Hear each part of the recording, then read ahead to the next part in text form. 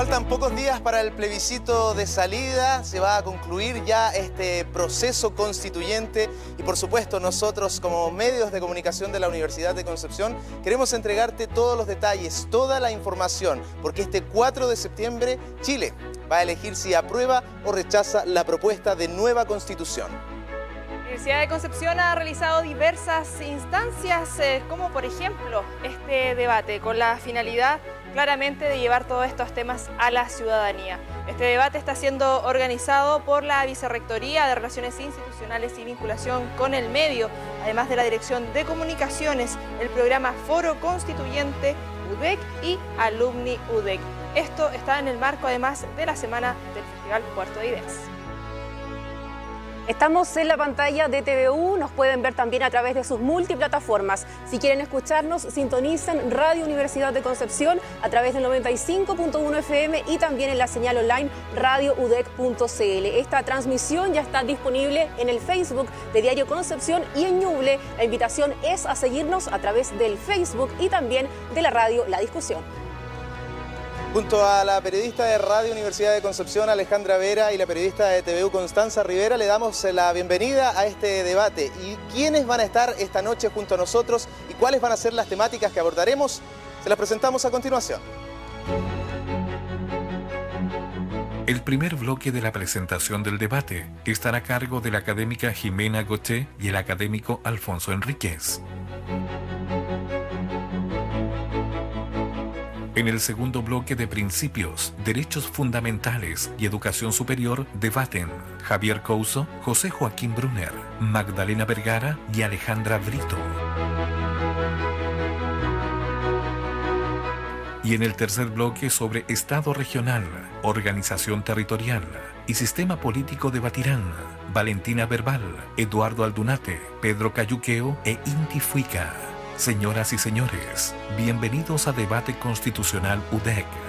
Propuesta de nueva constitución en ruta al plebiscito.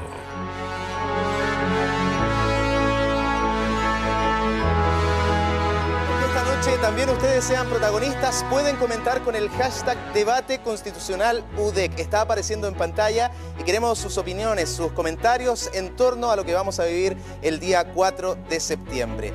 Vamos a saludar a quienes van a estar con nosotros en este primer bloque. La vicerrectora de Relaciones Institucionales y Vinculación con el Medio de la Universidad de Concepción, Jimena Goché, ya está en nuestro estudio. ¿Qué tal, Jimena? ¿Cómo te va? Muy buenas noches. Hola, buenas noches, Edgardo. Un saludo a ti, Alejandra, a Connie, a todo el equipo de medios de la Universidad de Concepción, a quienes nos acompañan a través de los medios y, por supuesto, a quienes han aceptado ser panelistas en esta actividad. También un saludo a Alfonso, por cierto.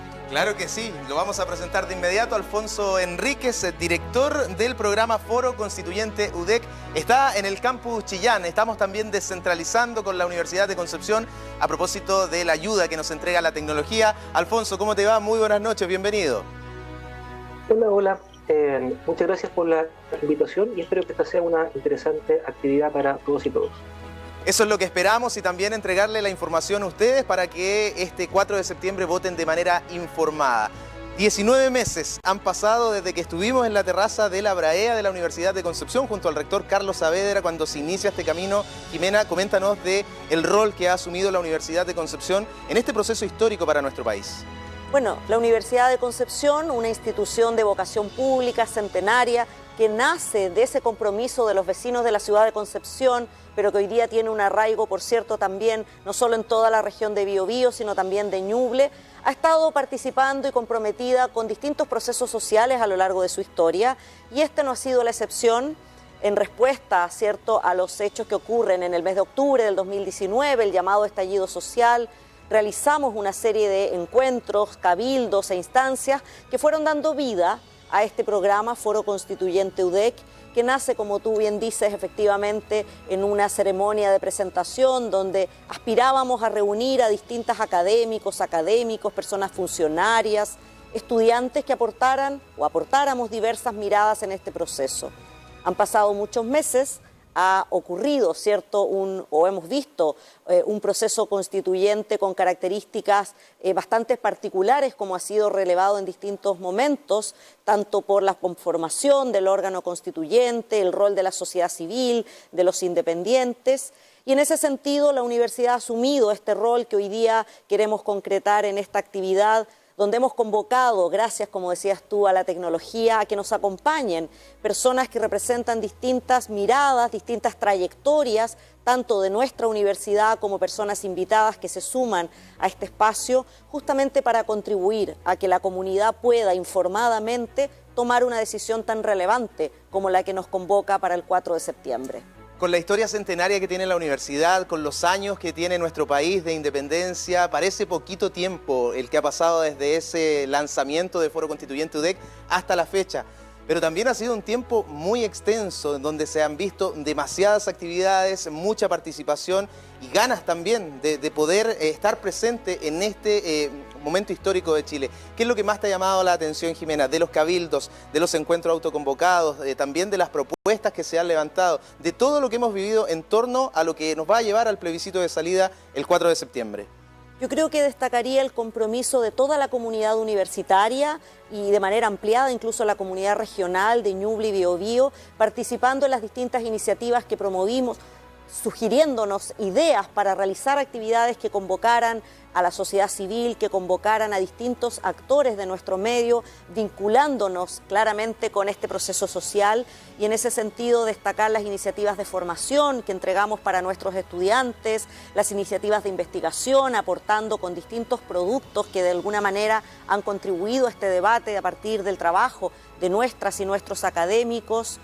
Creo que un hito también importante en este proceso ha sido la colaboración que brindó la Universidad de Concepción en la visita histórica de la Convención Constitucional en el mes de noviembre del 2021, en que pudimos participar, en que pudimos presentar ante la Convención un panel discutiendo y presentando distintos enfoques sobre educación superior, un tema que evidentemente nos interesa, nos compromete con una perspectiva de descentralización. Para la Universidad de Concepción es un tema relevante, de manera que creo que esa es la palabra, el compromiso de toda nuestra comunidad con ser parte en este proceso. Bueno, comienza contigo y un gran equipo, Foro Constituyente, y al momento de asumir la vicerrectoría, Alfonso Enríquez es quien se hace cargo, y quiero también tus impresiones, Alfonso, en torno a este desafío, a continuar con ese trabajo, a lo que ha planteado, ¿cierto?, el rector y la Universidad de Concepción. Coméntanos la etapa en la que está Foro Constituyente UDEC. En una etapa bastante especial que se condice precisamente con el momento en el cual nos encontramos como país y el momento en el cual se encuentra el propio proceso de cambio de la Carta Fundamental. Y en este sentido, como Foro Constituyente, hemos organizado durante este mes una serie de actividades, tanto cursos abiertos a la población, hemos organizado foros, debates, no solamente en el Campus Concepción, sino que hemos intentado poder generar instancias de participación con la comunidad universitaria y con la ciudadanía, tanto en el campus Chillán como en Los Ángeles. Y en este sentido hemos tenido una muy buena recepción y hemos intentado cumplir con la visión institucional de nuestra Casa de Estudios en el sentido de acercar este debate, poder informar y poder responder las dudas que existen en torno a temas que son jurídicamente bastante complejos además. Alfonso, ¿y qué es lo que va a ocurrir una vez sepamos el resultado del plebiscito? ¿Cuál es el futuro del programa Foro Constituyente UDEC? Bueno, como programa esperamos seguir con nuestra función de informar, de educar también en estas materias, y con el plebiscito se van a abrir varios caminos que van a depender, por supuesto, del resultado. Y en función de esos caminos que se abren como foro, ¿no es cierto?, nos vamos a ir adaptando a las necesidades que la comunidad vaya demandando también de la propia Universidad de Concepción. Bueno, Jimena, se ha tomado la agenda, esta temática en el país, éxito de ventas, ¿cierto? El borrador, la propuesta, miles y miles de descargas, comentarios obligados en todos los lugares. Es un momento muy importante, el voto es obligatorio y es el llamado también que queremos hacer a toda la ciudadanía a no restarse de lo que puede ser, ¿cierto?, el futuro, o de lo que es también el futuro de este país. Sin duda, como universidad comprometida con los procesos sociales, efectivamente queremos llamar, queremos contribuir a ese llamado, a que responsablemente participemos en este proceso. Nuestro rol, como ya lo hemos comentado, es justamente participar de la manera que lo estamos haciendo, es decir, informando, y creemos que cada persona de nuestra comunidad del país debe tomar esto como el momento histórico que es para nuestro país, pensando que a partir del 5 de septiembre nuestro país continúa, tiene que seguir avanzando en una serie de procesos sociales que ya se vienen desarrollando. Cualquiera sea el resultado, estaremos como universidad comprometidos y por lo tanto el llamado es a asistir. Y no solo porque el voto sea obligatorio, creemos que hoy día la participación en distintos procesos, y lo digo además a propósito de un proceso interno que estamos viviendo como es la reforma de nuestros estatutos, en que estamos también llamando a la participación de la comunidad, es parte de la democracia que hoy día queremos, al parecer, construir mayoritariamente, como se ha demostrado en Chile en distintos procesos. Por ejemplo, el plebiscito que marcó, ¿cierto?, aquel histórico casi 80-20 en torno a la necesidad de tener un nuevo texto constitucional. Así es que hacemos ese llamado a nuestra comunidad a participar comprometidamente e informadamente y luego seguir obviamente en los procesos que nuestro país determine, aportando a ese crecimiento de nuestra democracia. Y como somos regionalistas, desde ya pasamos el dato porque el día 4 de septiembre estaremos desde muy temprano todos los medios de la universidad con los detalles de lo que a ustedes les interesa, ¿cierto?, lo que ocurre aquí en nuestra zona. Alfonso Enríquez, un mensaje final para todas las personas que están esperando el debate con los invitados e invitadas que tenemos en esta noche. Sí, mira, la idea, ¿no es cierto?, que está íncita en esta instancia es poder mostrar diferentes miradas en torno a un proceso que es particularmente complejo, tanto en el ámbito político como también jurídico. Aquí las opciones que los ciudadanos tienen frente a esta alternativa son válidas, pero lo importante es que el voto sea lo más consciente, lo más informado posible, para que podamos cumplir con nuestros deberes como ciudadanos y ciudadanas también. Así que la invitación es a escuchar esta instancia, esta conversación con muy destacados expertos y expertas en distintas materias que seguramente van a contribuir también a poder formarse una idea mucho más acabada acerca de los alcances y los contornos de la propuesta de nueva Constitución. Muy bien, Alfonso Enríquez, desde la región de Ñuble nos ha acompañado el director del programa Foro Constituyente de UDEC. Muchas gracias, Alfonso, muy buenas noches. Muchas gracias a usted y que sea una excelente actividad. Y le agradecemos también a la vicerrectora de Relaciones Institucionales y Vinculación con el Medio, Jimena Goché. Se va a quedar a presenciar, ¿cierto?, el debate virtual que vamos a tener esta noche. Éxito y felicitaciones además junto a Alfonso y junto a todo el equipo de Foro Constituyente, la vicerrectoría y por supuesto la universidad con todo lo que han hecho para difundir esto que estamos generando también. Muchas gracias, Jimena. Muchas gracias, Edgardo. Nuevamente gracias a nuestras y nuestros panelistas y ojalá que tengamos entonces la buena presentación de este debate que nos permitirá informadamente participar en este importante proceso y que cada quien tome la opción que estime. Muchas gracias. Muchas gracias, Jimena. Y ustedes sigan comentando con nuestro hashtag, lo estamos, ¿cierto?, proyectando también ahí en pantalla. Así estamos cerrando este primer bloque. Nos queda el segundo con el primer debate y el tercero con el segundo debate. Constanza Rivera ya está lista para recibir a las primeras 4 personas que van a compartir ideas, ¿cierto?, opinar y también, ¿por qué no?, es la idea, debatir. Claro, esa es la idea y como tú señalabas también que se sumen a través de redes sociales. Estamos en las transmisiones de todos los medios UDEC para que puedan formar parte también de esta conversación. Y bueno, nuestras primeras 4 personas en este primer panel de nacionalidad chilena con una diversa trayectoria profesional, lo que significa claramente en este sentido para mostrar la diversidad que tenemos en nuestro país. Todo esto, en cada panel vamos a tener además un representante académica de la Universidad de Concepción, pero lo vamos a presentar a la vuelta de la pausa comercial.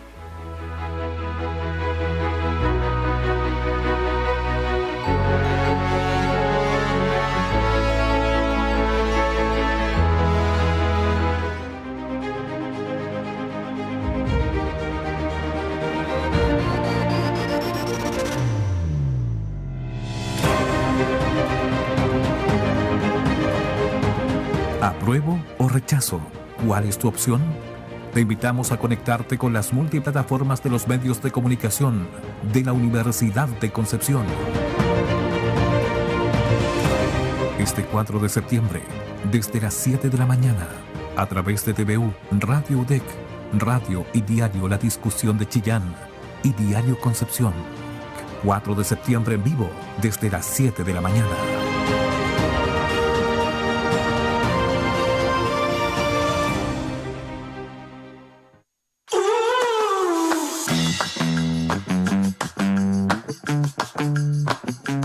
Festival Puerto de Ideas Bio Bio 2022. Desde el 22 al 28 de agosto. Más información en tvu.cl.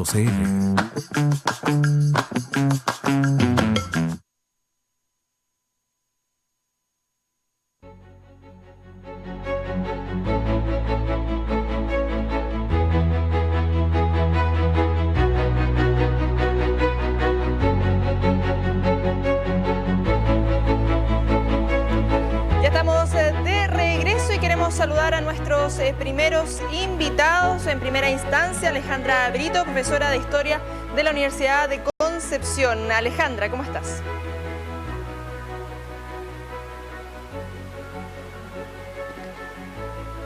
Además, saludamos, ahí tenemos a Alejandra a través de la virtualidad, estamos con estos tótem claramente para resguardar también todo lo que estamos viendo en esta crisis sanitaria. Magdalena Vergara, de Idea País. ¿Cómo estás, Magdalena? Hola, muchas gracias por la invitación. También José Joaquín Brunner, político e investigador, nos está acompañando esta noche. Buenas tardes. Y Javier Couso, profesor de Derecho de la Universidad Diego Portales. ¿Cómo estás, Javier? Buenas noches, muy bien. Gusto saludarlos. Este debate, o este bloque, mejor dicho, iniciará con 3 temáticas, cada una de ellas con la misma pregunta para los 4 representantes que tenemos acá, que tendrán aproximadamente 2 minutos para responder. Luego, pasados estos 2 minutos de que responda cada uno de los y las invitadas, tendremos 1 minuto para que puedan responder, 1 minuto cada uno, argumenten, interpelen, quieren aclarar algo, reforzar alguna idea. Todo esto al final de esta conversación, de este bloque. De esta manera queremos comenzar con la primera temática.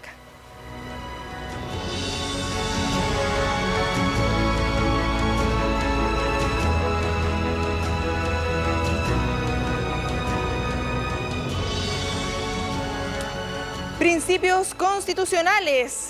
Queremos hacer esta pregunta a los 4. Vamos a iniciar en primera instancia con Alejandra Brito. Pero, ¿cuáles son las transformaciones que implica el cambio a un Estado social democrático de derecho? ¿Esto es tan radical como se ha planteado en el debate constitucional? ¿Y cuál sería el real impacto que tendrá en la institucionalidad? Alejandra, tienes tus 2 minutos.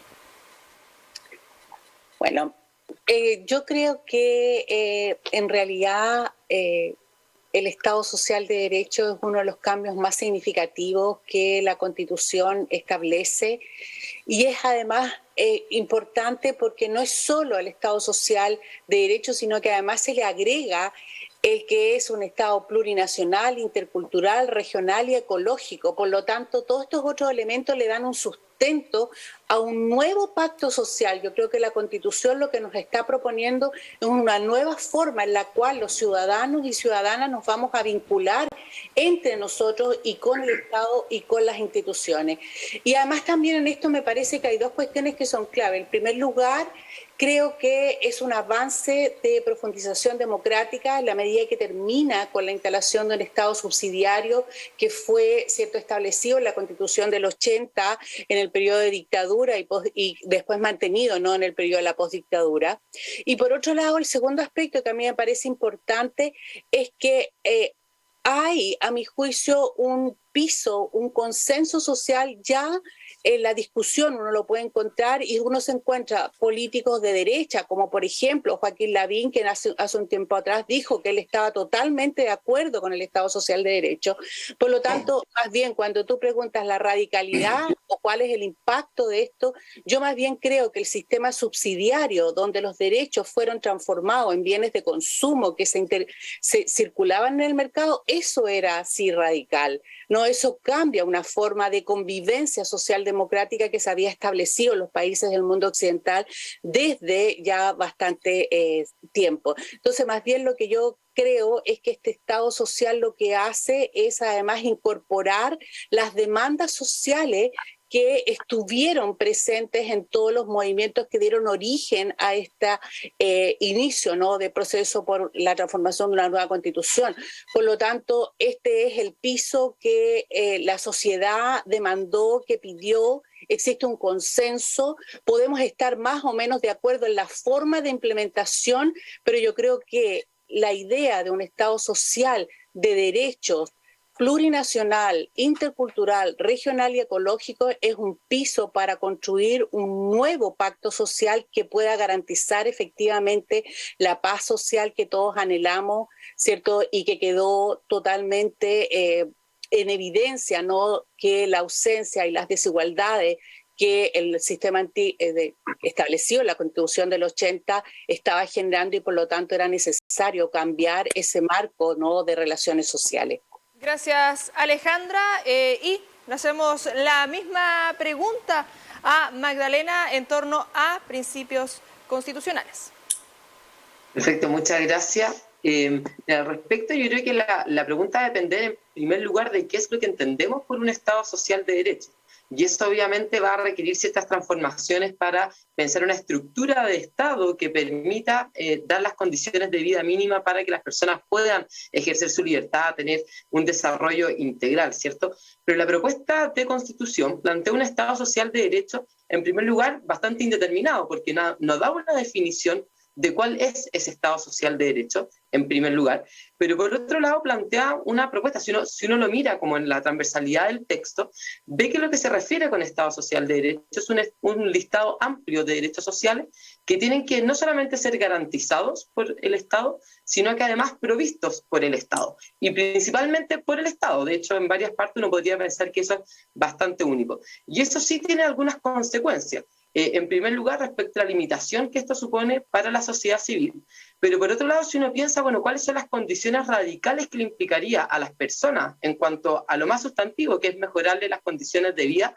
Ahí yo tengo ciertos cuestionamientos. En primer lugar, porque para que esto sea efectivo y poder realmente hacer eficiente en el fondo la entrega de todos estos derechos sociales, se requieren de ciertas condiciones que no necesariamente uno las ve presentes en esta propuesta. La primera, respecto de la gobernabilidad, o que solucionemos en el fondo las deficiencias que nosotros tenemos hoy día. Por ejemplo, la fragmentación que existe en nuestro sistema. Esta propuesta no dice nada respecto de un cambio en el sistema electoral que permita subsanar estas fragmentaciones y así avanzar en ciertos consensos, por ejemplo. Y por otro lado, otro tema que a mí me parece que es clave también es que exista la capacidad económica para hacerse cargo de proveer efectivamente todos estos derechos. Y eso no es tan claro. De hecho, algunos estudios respecto del costo que significaría la propuesta demuestran que estamos muy lejos de alcanzar esa capacidad económica para poder proveer efectivamente todos estos derechos sociales que se plantean. Y lo otro que también es muy importante es, bueno, dentro de Magdalena, es la sostenibilidad. Con esto termino. Una sostenibilidad económica que debiera plantearse, y esto no solamente no se plantea, sino que se introducen elementos que creo yo pueden afectarla directamente, como por ejemplo la deuda de las regiones, en fin. Con eso ahí termino para... Gracias, Magdalena. Misma pregunta, José Joaquín. Gracias. Bueno, a mí me parece que simbólicamente, por lo menos, tiene un gran sentido inscribir en la Constitución un Estado social de derecho. Me parece que permite a cada cual acomodar un poco su propia visión de cómo debiera organizarse la sociedad bajo esta rúbrica amplia que hoy día efectivamente tiene mucho acuerdo, que proviene además de las mejores tradiciones democráticas europeas. Esta es una especie de conjunción entre la democracia liberal, la democracia social, el Estado de Derecho, que son valores efectivamente importantísimos también para nuestro país. Ahora, efectivamente está el problema del tipo de imaginario que viene asociado para distintos sectores de distinta manera a lo que va a ser, en fin, la oferta, digamos así, de amplios derechos en todos los campos, el catálogo de derechos del texto que se ha elaborado efectivamente es enormemente rico, generoso, barroco en algunos momentos, literario en otros. Es una imaginación, por cierto, utópica, que hace su sentido como orientación. Luego habrá que ver en las leyes que habrá que dictar, en las políticas, que es lo más importante, y en la posibilidad de reunir los recursos para darle alguna validez. Porque bien conocemos en Chile, uno puede inscribir, no sé, el derecho a la educación para todos, por lo menos la obligatoria primaria, en la Constitución del año 25. 50 años después no la habíamos completado. Y cosas tan sencillas como cambiar de los colegios municipales a los servicios locales, llevamos 6 años para un pequeño cambio. Dentro de un mar de cambios que ahora se están proponiendo, uno deberá tomar eso como referentes para no perder el sentido de realidad. Y por lo tanto aplaudir al Estado de Derecho, pero decir esto nos pone grandes exigencias a todos nosotros. Gracias, José Joaquín. Realizamos la misma pregunta, Javier. Estamos en esta primera parte, este segundo bloque, lo que significa con los principios constitucionales. Tienes tus 2 minutos, Javier. Gracias por la invitación de nuevo. Coincido con que quizá el alfa y el omega de este proyecto de nueva constitución es el Estado social y democrático de derecho. Se profundiza la democracia y se hace una declaración respecto a cuál es la orientación general que deberá tener la Constitución en materia social.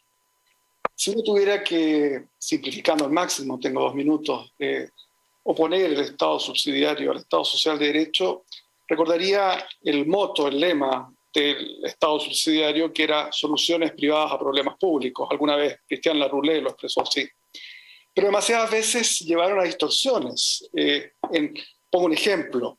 La concesión de cárceles a entidades con fines de lucro llevó a que el semanario británico The Economist planteara que había condiciones carcelarias infrahumanas en Chile. O sea, la idea de que había que recurrir, que cada prestación social era una oportunidad de que entidades privadas con fines de lucro pudieran participar, llevó en el caso de las cárceles a que este semanario liberal británico llamara a Chile a terminar con ese experimento.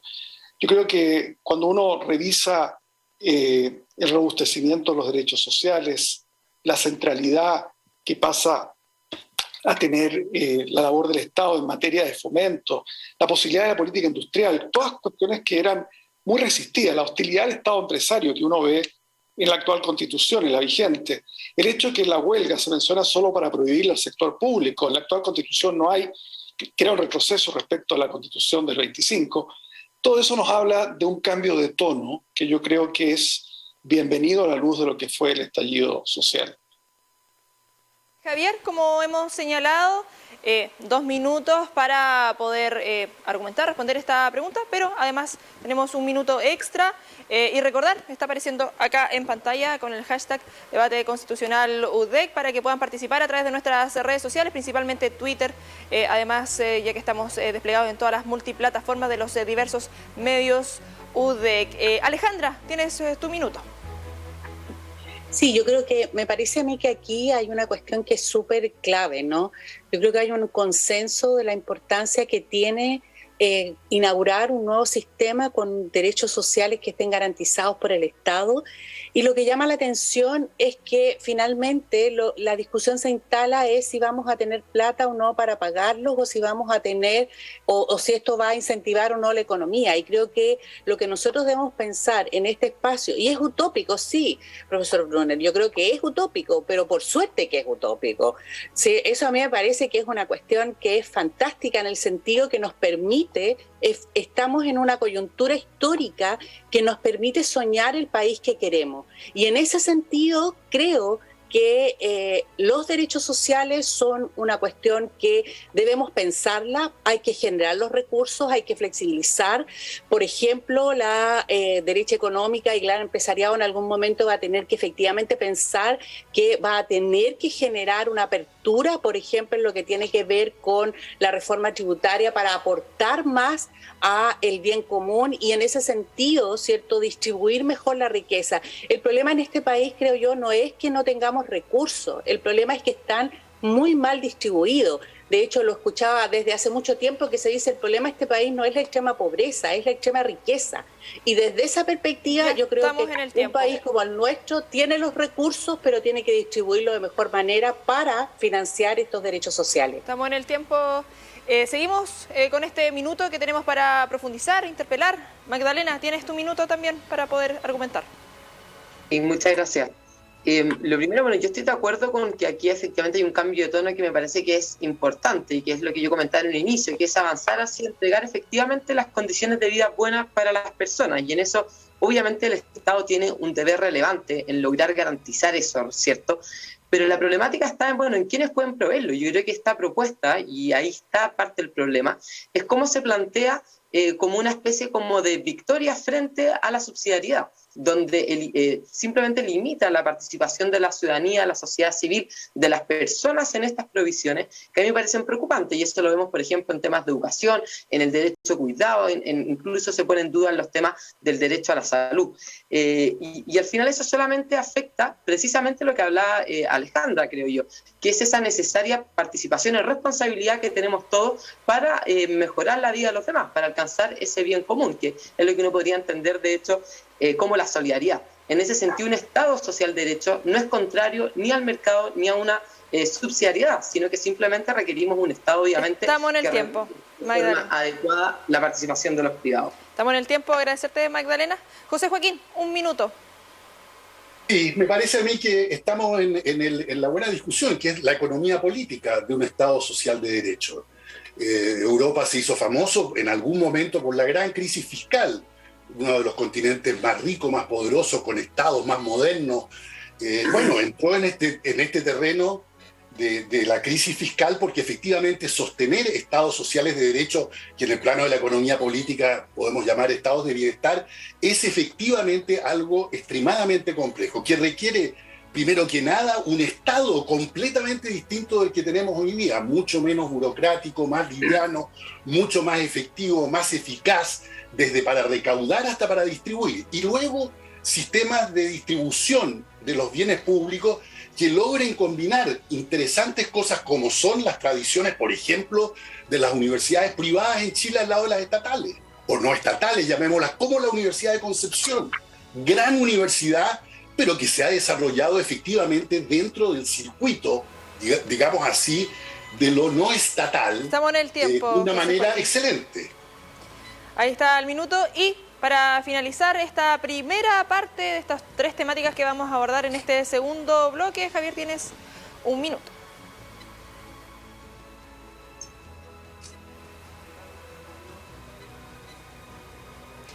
Al parecer te estás muteado tú. Perdonen. Estamos en vivo, las cosas del sur.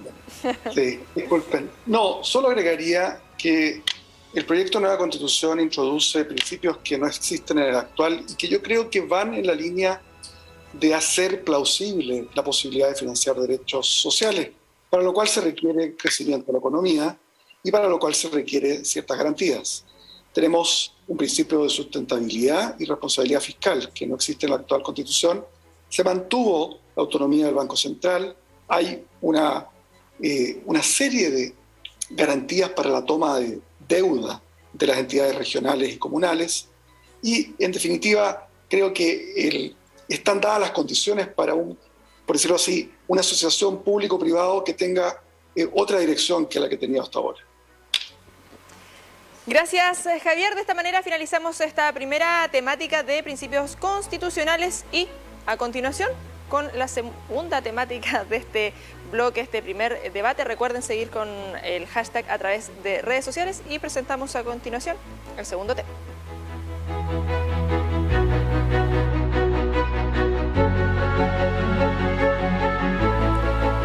Seguimos con esta misma modalidad. Hago la pregunta, 2 minutos para cada una de las personas puedan responder de nuestros participantes, luego 1 minuto cada uno para poder profundizar o interpelar algún argumento. Lo señalamos, derechos fundamentales, y la propuesta constitucional señala diversas garantías en torno, por ejemplo, a la vivienda, al agua y en diversas otras temáticas. ¿Cuáles serían, en su opinión, los cambios más relevantes en la propuesta constitucional y cómo podría impactar esto? Alejandra, tienes tus 2 minutos. Muteada también Alejandra. Perdón. Ahora corren los 2 minutos. Sí. Es muy difícil pensar cuáles serían los aspectos más relevantes, porque depende obviamente desde dónde tú te sitúes y cuáles son finalmente tus propios anhelos y deseos. Yo creo que hay cuestiones que son clave como el derecho a la vivienda, porque creo que la vivienda ha sido una demanda histórica de los movimientos sociales populares desde comienzos del siglo XX. Hemos tenido luchas por tener una vivienda digna. Y aquí me parece a mí que hay una cuestión que es súper clave. Cuando se dice vivienda digna, es una cuestión fundamental, porque en el fondo hoy día nosotros tenemos construcciones que pueden ser en propiedad, ya que se ha instalado mucho ese debate, pero que no son dignas. Tú no puedes vivir una familia en 20 o 30 metros cuadrados.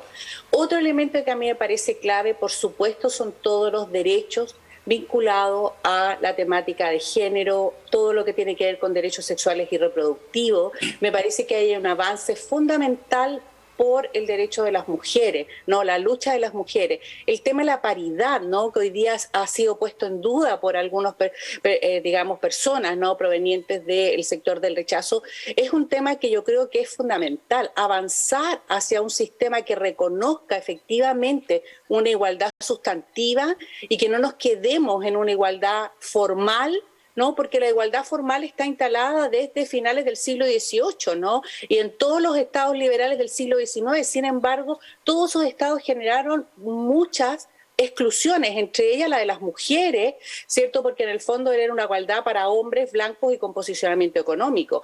Por lo tanto, yo creo que lo que se avanza en incluir a aquellos sectores que estaban tradicionalmente excluidos de toda participación.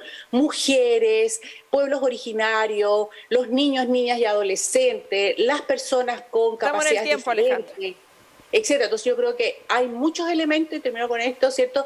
Y en ese sentido creo que hay un avance y una profundización democrática a partir de estos derechos fundamentales. Gracias, Alejandra. Misma pregunta, Magdalena, tienes 2 minutos. Muchas gracias. Bueno, respecto a los derechos sociales, yo comparto que hay incorporaciones de derechos que son relevantes, que no estaban actualmente en la Constitución vigente, como es el derecho al acceso a la vivienda, como es el derecho a los cuidados, en fin. Sin embargo, aquí creo que hay ciertas cuestiones que hay que tener presente. El primer lugar es que este largo listado de derechos sociales sea efectivo y que no quede meramente en buenas declaraciones, porque así, por ejemplo, como se habla de, claro, el derecho a vivir en un medio ambiente libre de violencia o los derechos respecto de las personas con discapacidad, en fin, hay una serie de derechos que se incorporan, pero ahí habla que ver que no sea algo meramente declarativo, sino que se establezcan ciertas implementaciones claras. Y lo otro creo yo que es problemático, y entro muy ligado a lo que estábamos conversando anteriormente, es que hay una visión de fondo acá que en el fondo donde no se incorpora la participación de los privados. Yo creo que eso es problemático porque de alguna manera está la duda si va a ser capaz el Estado de efectivamente garantizar todos ellos, o hacerlos efectivos. Tenemos el caso, por ejemplo, de la educación también. Creo que ahí es un elemento donde se ve de forma más manifiesta esta problemática, donde se deja simplemente a los privados de lado. Hay una clara preferencia por lo estatal, no se garantizan los recursos para los colegios particulares subvencionados, por ejemplo, no se garantiza la posibilidad de que se puedan abrir escuelas distintas a las del Estado. En temas de salud no está claro que los privados van a poder participar. Cuando hablábamos, por ejemplo, de las garantías en cuanto a sostenibilidad y otros, bueno, no es claro tampoco que incluso existe un principio de neutralidad, por ejemplo, en la competencia respecto de la creación de empresas públicas. En fin, entonces hay una serie de cuestiones que realmente ponen en duda la participación de los privados y eso, a fin de cuentas, pone en duda la efectiva provisión provisión de los derechos, cuál va a ser la calidad de los derechos, la capacidad del Estado de hacerse cargo de todos ellos. Porque ya vemos, por ejemplo, en educación, más del 55% de la matrícula de escolares están en colegios particulares subvencionados. Estamos en una el tiempo, gran cantidad de atenciones médicas son en centros privados. Entonces, tenemos que hacernos cargo de esas realidades que creo que la propuesta no atiende de buena manera. Gracias, Magdalena. Seguimos en esta segunda temática, derechos fundamentales, y tiene sus 2 minutos José Joaquín. Gracias. Y me parece que efectivamente hay cosas muy interesantes acá para partir por la paridad. Me parece que ese es un avance, como se dice hoy día, con cierta sentido de la moda, digamos, un avance civilizatorio o epocal. Bueno, sí, yo creo que sí, efectivamente. Después hay cosas interesantes en términos de derechos de última generación, digamos así, todo lo que tiene que ver con el mundo digital. No están bien resueltos. A mi juicio aquí está lleno de ripio. De hecho, además, tal vez la exageración en el énfasis y en la, digamos, en el factor utópico que, como bien decía Alejandra, juega un cierto papel en los imaginarios sociales, pero me da la impresión, a mí ha mirado más sociológicamente lo que está ocurriendo en la sociedad chilena en los últimos meses, y el hecho de que tengamos un resultado probablemente muy abierto hasta el último día, en algo que era obvio que podría haber reunido al 80% que estaba por cambiar la Constitución. Es decir, si ha habido un cambio silencioso en estos meses, es el hecho de que hoy día efectivamente todo el mundo, desde los gobernantes hasta el último analista, por muy comprometido que esté con una posición, se da cuenta que efectivamente no se produjo el efecto mágico que se imaginó. Vamos a poner por delante tal carta de derechos fundamentales que todo el mundo va a estar detrás de esto. Profundo error, porque la gente es muy inteligente y la gente masivamente se da cuenta de que aquí hay una sobreoferta en un momento en que el mundo y el país están en condiciones de gran austeridad, de muchas dificultades, de crisis de distinto tipo, y por lo tanto creo que nosotros debiéramos ser muy responsables desde la universidad en tratar de mostrar cuáles son los desafíos, cuáles son las expectativas y cuáles son los problemas para poder empezar a cumplir con esto. En el tiempo. Agradecerte, José Joaquín. Bueno, seguimos en esta temática. Javier, tienes tus 2 minutos para responder esta pregunta respecto a derechos fundamentales. Sí, a ver, si uno tuviera que mirar panorámicamente el escenario en esta materia, llama la atención que hay una profundización de los derechos individuales de tipo liberal clásico. Quiero enfatizar 2 cosas que se han enfatizado poco. Hay un reconocimiento del derecho a la autonomía personal, con su correlato en derecho a la muerte digna, esto al tomar decisiones libres e informadas respecto a la propia muerte. Hay una ampliación sensible de los derechos sexuales y reproductivos de la mujer. Esto, insisto, amplía lo que es el catálogo de derechos fundamentales clásicos. Y en materia de derechos sociales, yo creo que lo más importante, más allá de lo que se ha dicho en materia de salud, de vivienda, de educación, creo que se ha hablado poco también en el debate sobre la posibilidad de robustecer derechos que en Chile eran muy importantes, como los derechos a la sindicalización, titularidad sindical, la posibilidad de que haya una participación de los trabajadores en los directorios, como ocurre en Alemania. Ahora, queda entregado la ley, por supuesto, cómo se materializa, probablemente va a ser con derecho a voz y no a voto, como en otros países. Solo diría que la intervención de los privados está contemplada en educación, está contemplada en salud. Lo que llama la atención es este supuesto principio de neutralidad del sector privado con el público. Yo creo que a los norteamericanos les sorprendería mucho pensar que la NASA tiene que tener una neutralidad respecto de entidades privadas, o la BBC de Londres tiene que competir en igualdad de condiciones contra medios de comunicación que buscan legítimamente tener un resultado de mercado, mientras que la BBC de Londres busca servir un interés público. Así que me parece que está bastante bien balanceado los derechos civiles que se refuerzan, clásicos, y los derechos sociales. Gracias, Javier. Bueno, misma dinámica como el primer tema, tienen 1 minuto cada uno para que puedan aprovecharlo y poder argumentar respecto a lo que quieran profundizar. Reiteramos que estamos a través de todas las multiplataformas, a través de las señales online, además de los medios UDEC, y pueden seguir comentando a través de las redes sociales con el hashtag Debate Constitucional UDEC. Alejandra, 1 minuto. Muteada nuevamente, Alejandra, y para partir nuevamente el cronómetro. Que yo quisiera un poco referirme a yo lo veo como un poco de obsesión, ¿no? Por dónde están los privados. Y en ese sentido yo creo que hay también, y eso lo entiendo, ¿no? Hay una suerte de perplejidad en una constitución que lo que busca es superar lo que teníamos, donde efectivamente todo estaba prácticamente en manos de privados. Y hoy día los privados tienen que incorporarse, ¿no? Son parte de la ciudadanía. Pero parece que cuando yo escucho, cuando se refieren a los privados, pareciera ser que los privados fuesen una especie de casta distinta, una clase social, no sé, algo así, porque pareciera que no fueran parte de la ciudadanía. Son un otro que es especial. Y yo creo que más bien la Constitución lo que está haciendo es invitar a toda la ciudadanía, que incluye, por supuesto, a los privados, ¿cierto? Los incluye para efectivamente participar en la construcción de un nuevo marco de relaciones sociales. Y en ese sentido creo que la Constitución avanza mucho en eso, en instalar efectivamente el tiempo, Alejandra. Bases para esto. Gracias. El minuto de Magdalena también, al igual que en el bloque anterior, si quieres interpelar a alguien, quieres argumentar, tienes 1 minuto. No, a propósito de lo que se comentaba Alejandra, yo creo que no se trata de una obsesión, sino que precisamente lo que ella dice, los privados es la sociedad civil, y cuando uno comprende que el Estado está al servicio de la persona y la sociedad civil, claramente tiene que permitir que en el fondo los privados puedan organizarse de manera espontánea y no simplemente buscar una interacción directa del individuo con el Estado, que es lo que uno ve actualmente.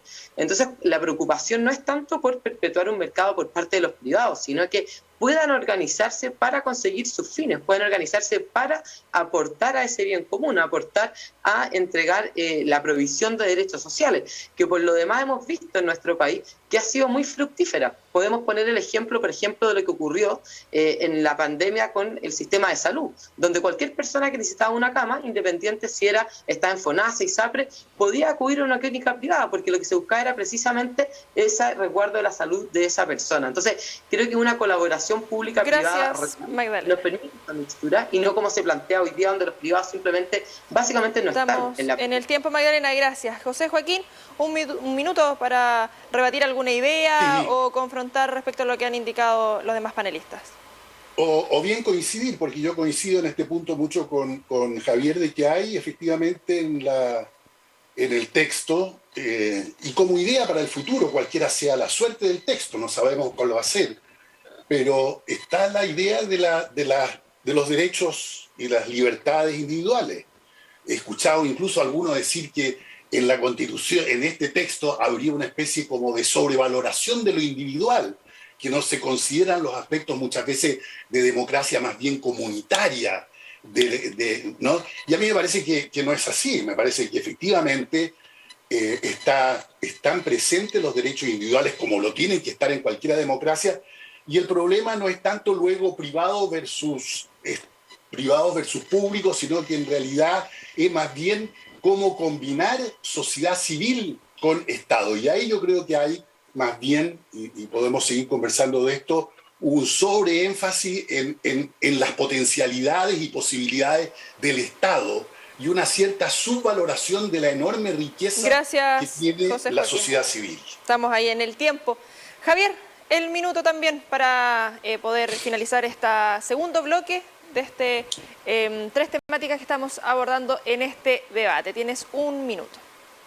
Sí, a ver, yo nada más quería comentar que la apuesta que hay aquí por una nueva relación entre lo público y lo privado cuando se trata de la provisión de derechos sociales tiene mucho que aprender he mencionado Alemania varias veces, pero voy a poner un solo ejemplo.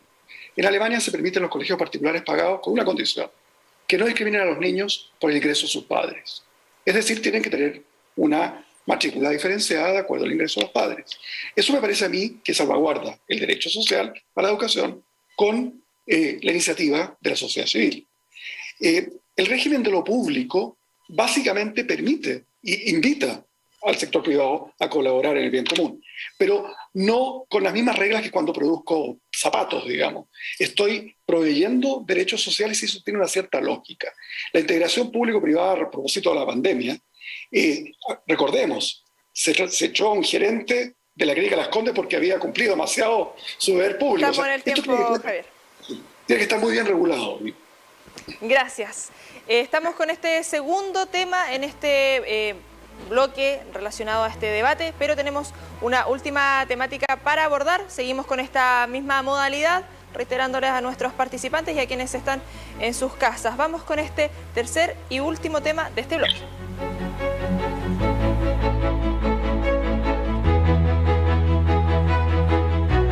Educación superior, que ha sido abordado de una u otra manera en los dos temas anteriores. Insisto, reitero nuevamente, 2 minutos para que puedan responder la pregunta, 1 minuto luego para debatir, argumentar la idea. ¿Cómo se debería configurar el sistema público y privado de educación en la eventual puesta en marcha de la nueva Constitución? ¿Y qué elementos positivos o negativos pueden apreciar en este texto en cuanto al financiamiento de la educación superior? Alejandra, 2 minutos.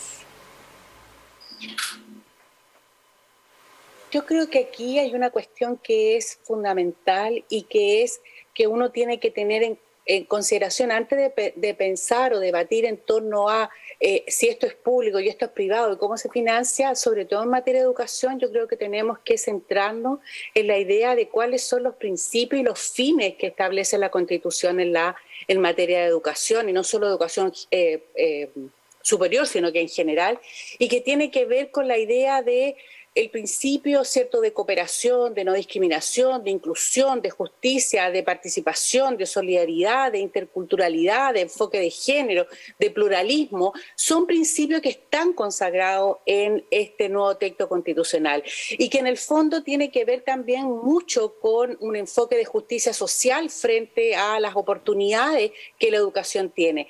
Y en ese sentido, yo creo que cuando nosotros pensamos en el financiamiento de las universidades, por ejemplo, estatales versus las no estatales, ¿cierto?, en la cual se incluiría, por ejemplo, la educación, la Universidad de Concepción, yo creo que aquí las universidades como la Universidad de Concepción tienen una tremenda oportunidad. Yo lo veo como positivo en el sentido de que la Constitución lo que nos establece son principios y fines en los cuales la Universidad de Concepción puede decir, y creo yo orgullosamente en su siglo de historia, que están en el ADN mismo de la universidad.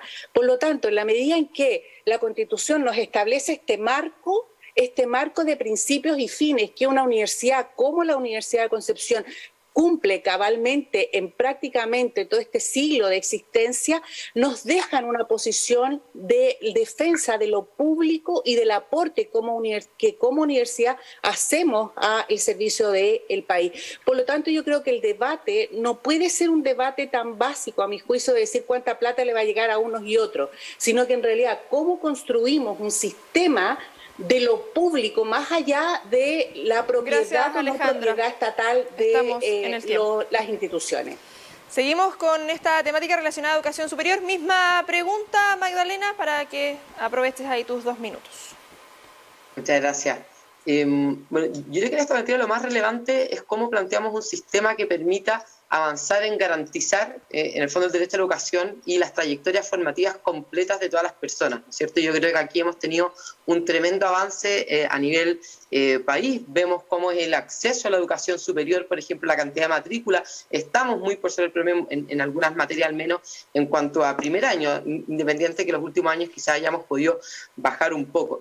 Y en esto yo creo que, en ese sentido, una propuesta de constitución, lo que debiera mirar es efectivamente dar esas oportunidades de trayectorias a todos sus estudiantes y no mirar a qué educación está eligiendo ese estudiante o no. Si está eligiendo la educación privada, la educación estatal, si es que es educación técnico-profesional, universitaria. Y creo que esta propuesta lamentablemente genera ese tipo de diferencia. Y la genera en parte por el sistema de financiamiento que propone.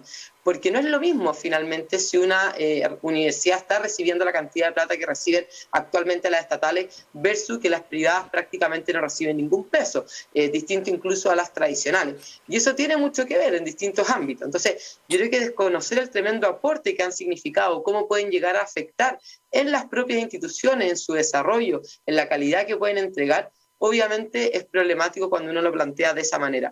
Y lo último, creo yo, que aquí lamentablemente la propuesta avanza en aún más aumentar los recursos que actualmente destinamos a la educación superior versus lo que se destina, por ejemplo, en educación parvularia. Chile ya es el país que más gasta respecto de la OCDE en su educación superior. Gastamos más de 3 veces lo que gasta la OCDE.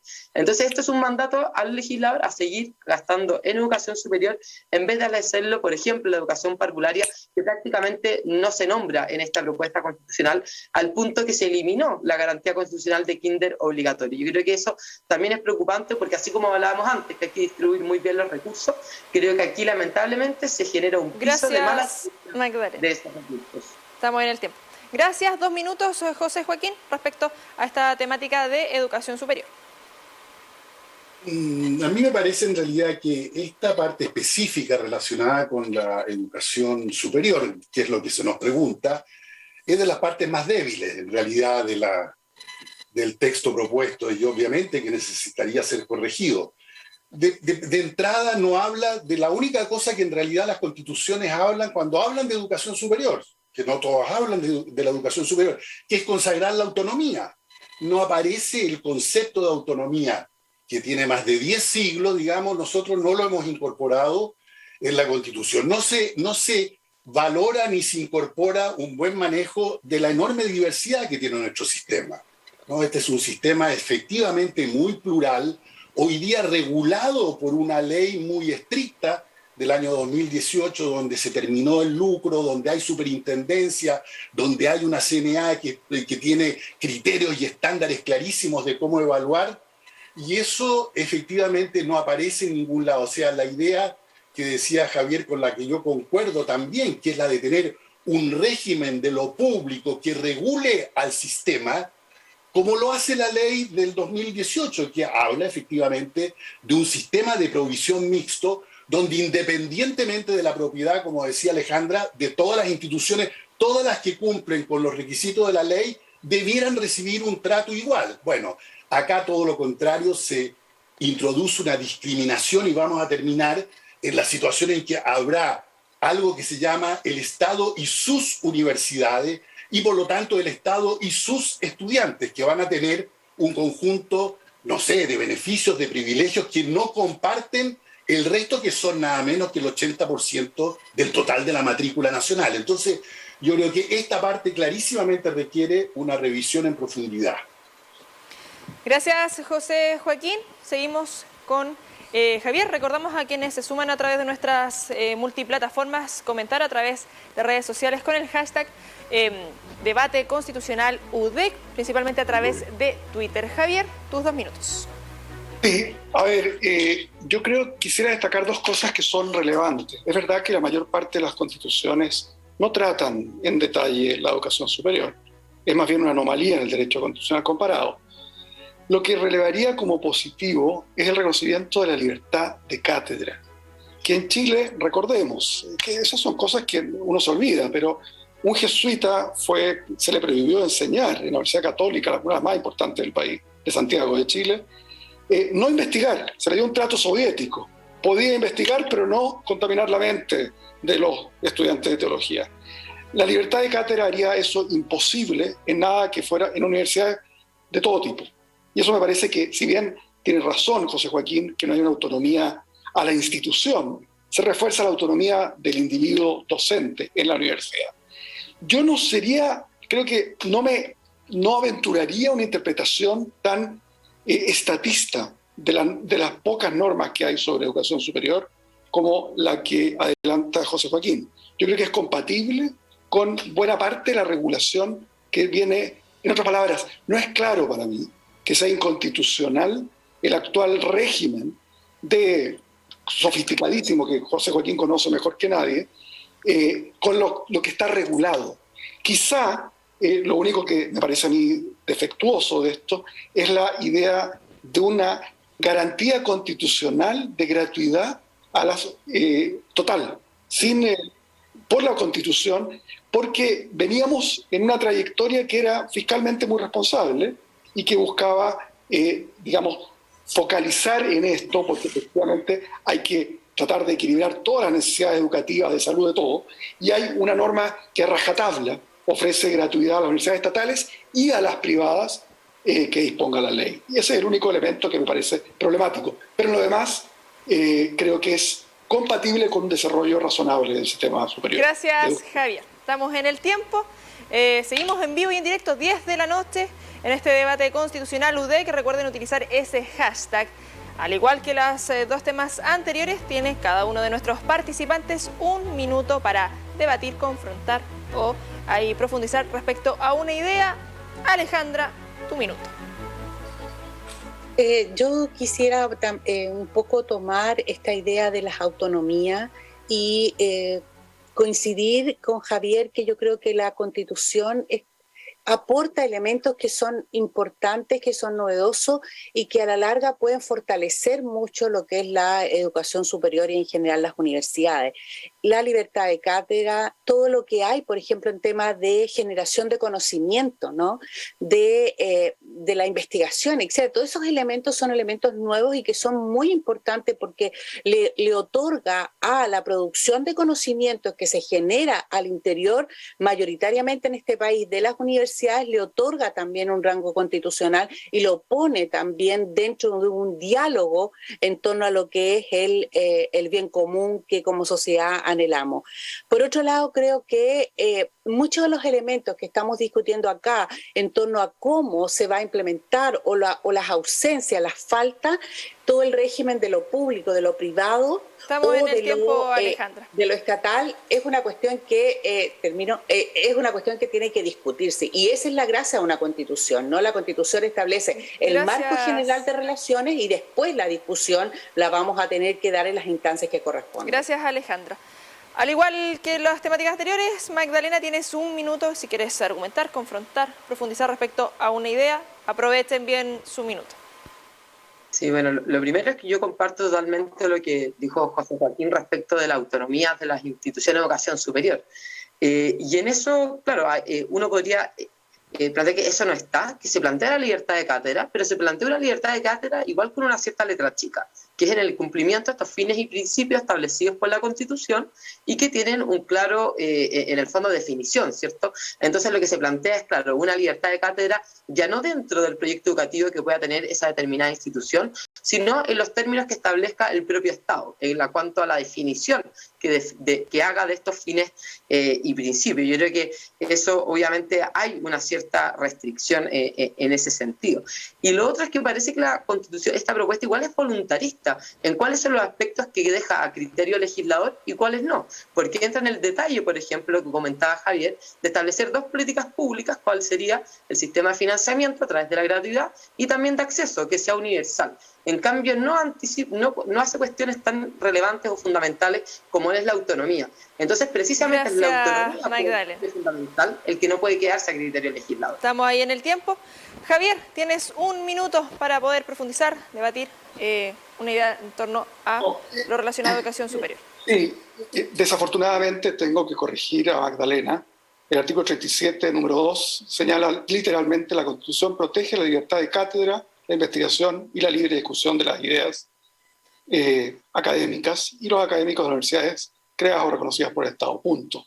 No hay tal referencia a las orientaciones que pueda tener el Estado, la Constitución o lo que fuere. Hay una clara, nítida y total reconocimiento de libertad de cátedra que, insisto, la actual Constitución no protege, que queda evidenciado en que esto tampoco se sabe.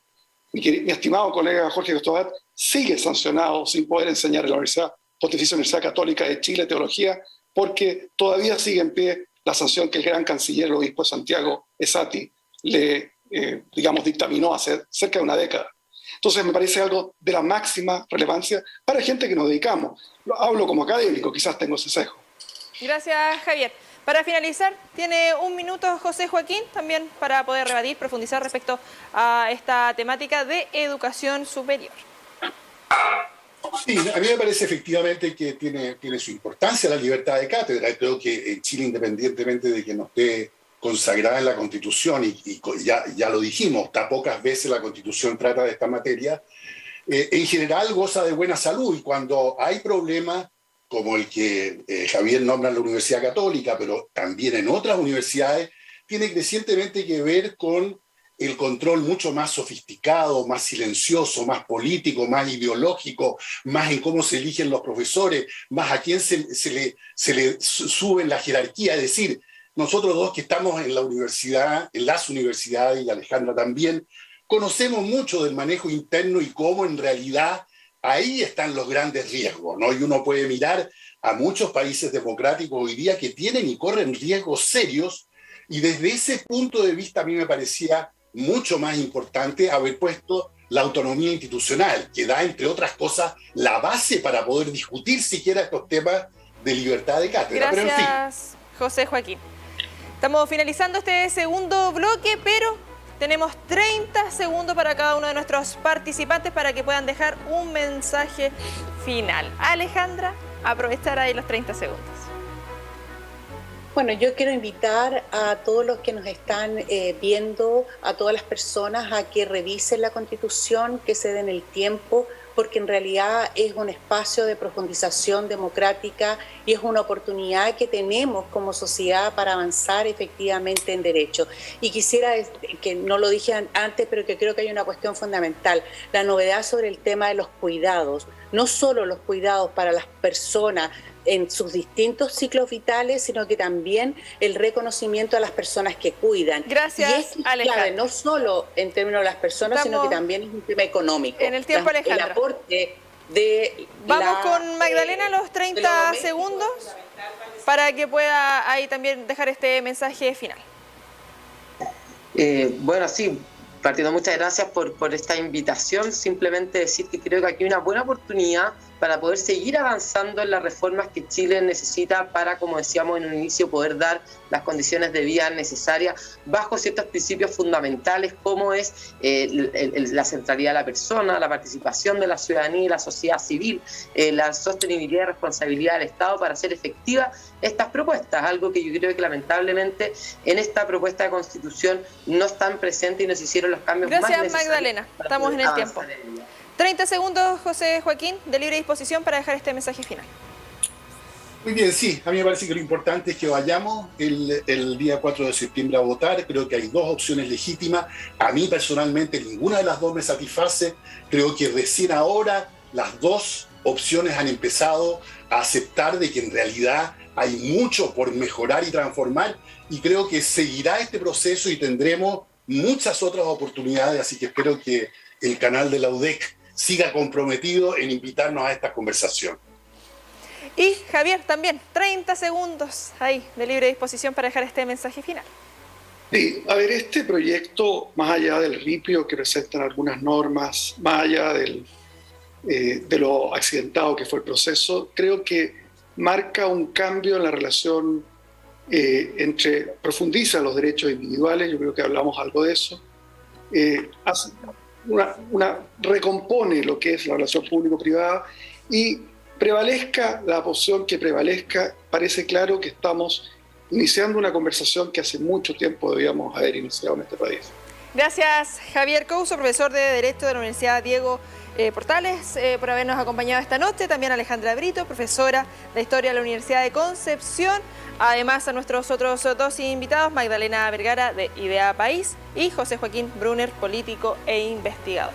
Agradecerles a los cuatro y bueno, seguimos nosotros con nuestro programa, este debate constitucional UDEC. Alejandra. Así es, Connie. Ha terminado ya esta primera parte del debate. Sigan junto a nosotros. Viene un nuevo bloque, más temas de conversación. Estaremos abordando distintas aristas de esta propuesta de nueva constitución para Chile. Tendremos también un panel compuesto por distintos invitados e invitadas. Hemos resguardado la equidad de género, también el tema político de cada una de las opciones. Así que la invitación es a seguir junto a nosotros. Por cierto, también en compañía de un académico UDEC que estará profundizando en los temas que estaremos abordando dentro de los próximos minutos. A seguir en compañía de TVU, también de los medios UDEC, y recuerden que estamos también a través de Radio Universidad de Concepción en el 95.1 FM y radioudec.cl. Ya volvemos.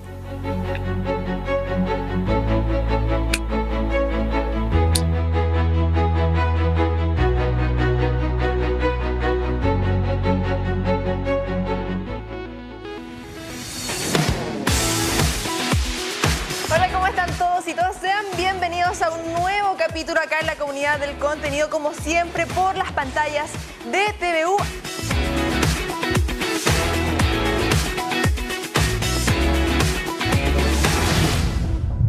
Bueno, hay varias cosas importantes que señalar. En esos momentos, si bien estaba la fotografía, no había mucha gente que tenía cámaras. O sea, de repente una cámara que pasaba de una persona a otra, ir a una colaboración para registrar este tipo de... tenemos el teléfono ahora que tenemos registro de todo. No, por supuesto, o sea, es de otro momento. En el caso de las funas por abuso sexual responden también a un dolor que tiene que ver con que el sistema ha sido insuficiente en varios aspectos. No porque como la justicia esté mala en Chile, claro, sino porque como tú decías, a veces, la mayoría de las veces se demoran mucho en denunciar. Y son situaciones súper delicadas. Súper delicadas y súper complejas, de verdad, y son caso a caso. El Día Internacional de los Pueblos Indígenas igual es como bien dices tú, un reconocimiento a nivel internacional de la existencia de pueblos y naciones que son preexistentes a los estados modernos.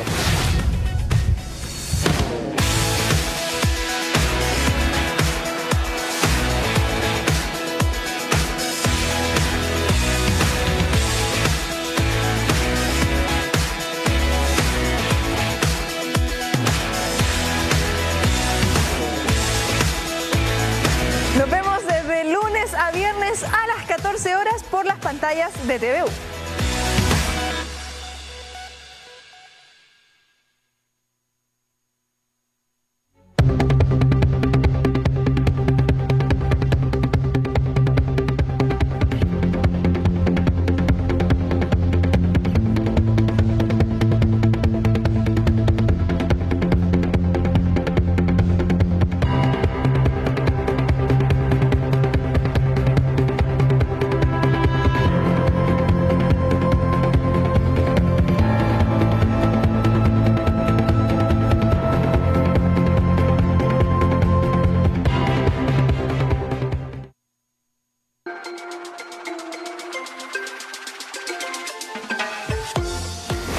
Muy contentos de poder nuevamente estar junto a ustedes en el programa de la mañana, el matinal Siempre Juntos. Con todas las ganas, ¿cierto? Nos preparamos para una nueva jornada donde podemos disfrutar de distintas entrevistas, distintos espacios que sin duda van a hacer que tu diario vivir sea mucho mejor.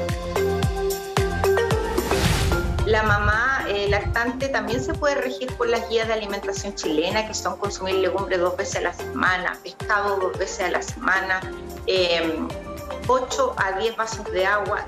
También el líquido es fundamental durante la lactancia. El sentirse acompañada, el sentirse útil, porque tienen por alguien por quien vivir, los mueve, los saca de la inercia. No es lo mismo tener una planta que tener un animal que está ahí, que te levanta, que te obliga a activarte, sacarlos a pasear, darle el alimento, ir a comprarles alimento y llevarlos al veterinario. Todas esas cosas nos obligan, entonces nos obliga a conectarnos con el día a día. Hay un chiste que lo conté el otro día y que le gustó, que ha tenido visualización, creo que como 200.000 visualizaciones en TikTok, de un amigo. Le dice, qué lindo tus perros. ¿Cómo se llaman? Digo, Calvin y Klein. Le puse una marca calzoncillo, porque sí, es que son 2 boxers. Blanquito, blanquito. ¿Cómo estoy? Pero está ahí en tu mejor momento, está ahí en tu mejor momento.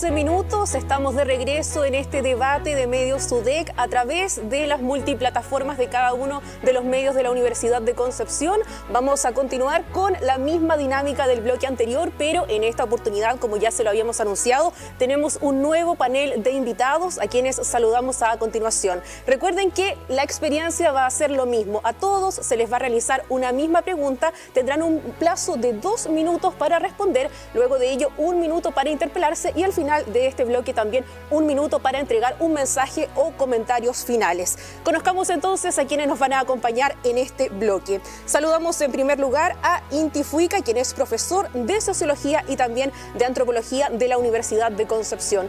Inti, ¿cómo estás? Buenas noches. Hola, muy buenas noches a todos. Muy contento de estar acá. Muchas gracias. Saludamos también a quien integra el panel esta noche, Eduardo Aldunate, profesor de Derecho de la Pontificia Universidad Católica de Valparaíso. Eduardo, ¿qué tal? Muchas gracias por aceptar esta invitación. Buenas noches, gracias por invitarme. Vamos a saludar también a quien nos acompaña. Está esta noche en el panel de medios UDEC, Valentina Verbal. ¿Cómo estás? Ella representa a Horizontal. Valentina, buenas noches. Buenas noches, muchas gracias por la invitación. Gracias por aceptar nuestra invitación. Y les recordamos que en este bloque también iba a participar el periodista y escritor Pedro Cayuqueo, quien por motivos personales y debido a la contingencia nacional, minutos antes de comenzar nuestro programa, envió sus excusas, ya que no va a poder estar junto a nosotros esta noche. En el bloque tenemos 2 temas muy relevantes que compartir con ustedes. Hay que profundizar porque falta muy poco para el 4 de septiembre. Conozcamos a continuación nuestro primer tema.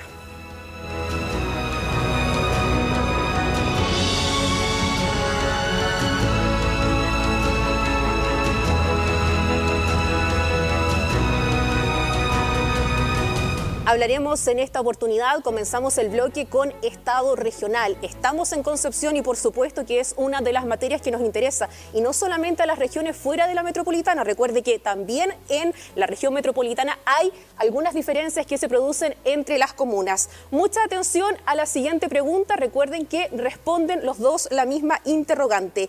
¿Ven un equilibrio en las competencias que el texto constitucional que esta propuesta entrega a las regiones? Esa es la pregunta. Comenzamos con Inti Fuica, quien tiene 2 minutos para contestar. Inti, te escuchamos. Buenas noches nuevamente. Yo considero que realmente uno de los elementos más importantes, más interesantes de esta propuesta constitucional refiere a la generación de estas autonomías regionales, de entregar más poder, más capacidad de decisión y también de poder acercar la toma de decisiones a los territorios. Aquí hay un reconocimiento de una deuda histórica respecto a muchas regiones, que el centralismo exacerbado que tiene el desarrollo de nuestro país en el último tiempo ha concentrado la gran mayoría de las decisiones en Santiago, y aquí hay un reconocimiento de esto y un afán de solucionarlo, de repararlo y de entregar también esta posibilidad de que también las mismas personas que habitamos en regiones empecemos a tomar decisiones sobre lo que sucede en nuestros territorios.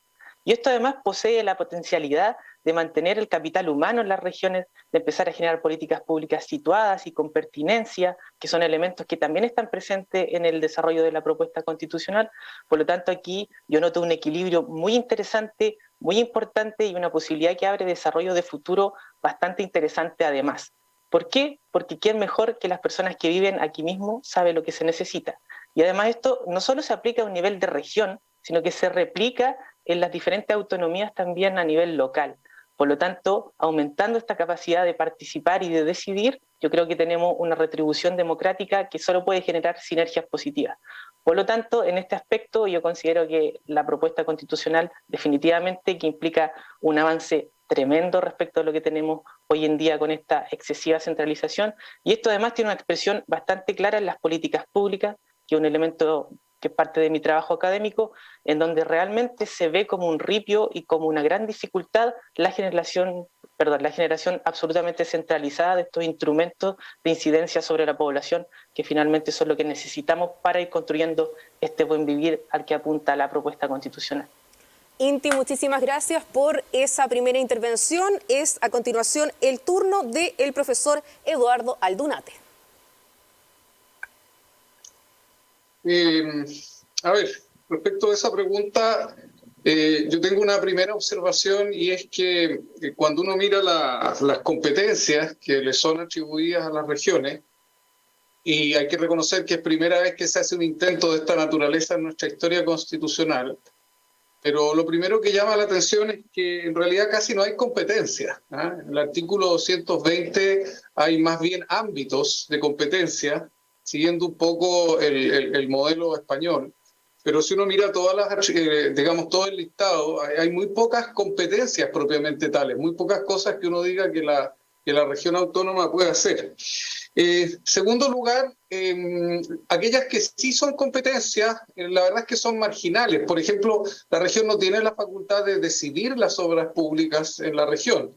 Lo que le da el 220 es la facultad de ejecutar las obras públicas de interés regional, lo que claramente indica que no va a poder tomar la decisión, o por lo menos no es lo que dice la Constitución. Y en tercer lugar, todo este modelo deja colgando el aspecto más importante. Cuando uno mira en la estructura general, no hay ningún criterio en la propuesta que permita de alguna manera compensar o forzar una compensación en términos de el mayor peso que tiene la región metropolitana respecto a las demás regiones del país. E incluso en las normas transitorias se contempla la posibilidad de que por plebiscito se sigan fraccionando las regiones. Mientras más pequeñas sean las regiones, no importa cuántas competencias se les den, más débiles van a estar respecto de la metropolitana, que nunca se fracciona. Entonces, yo creo que en ese sentido hay una buena intención y una mala concreción técnica. Muy bien, escuchamos ya las primeras impresiones de nuestros entrevistados, de nuestros invitados. Ahora tienen 1 minuto para complementar esa respuesta y si quieren increparse, por cierto, este es el instante. Partimos con Inti nuevamente. Yo increpar, no lo voy a hacer, quizás interpelar, pero bueno, yo considero que efectivamente también en la propuesta constitucional hay algo que hay que destacar y que apunta a estos criterios, a estos principios de solidaridad que tiene que existir entre las diferentes entidades. Y aquí el Estado central juega un rol súper particular, que es de redistribuir también los recursos, que es un elemento necesario justamente para que las autonomías regionales puedan tener una incidencia efectiva. Entonces, estos son mecanismos nuevos, innovadores, que están apuntando justamente a un desarrollo con mayor equidad. Por lo tanto, si bien las competencias o el aspecto preciso en cuál puede ser incidente cada región quizás puede que no esté precisado, yo creo que eso se puede ir trabajando más adelante y también hay que rescatar aquí que la ciudadanía va a tener la posibilidad de participar y de incidir de una forma que nunca antes había estado abierta también.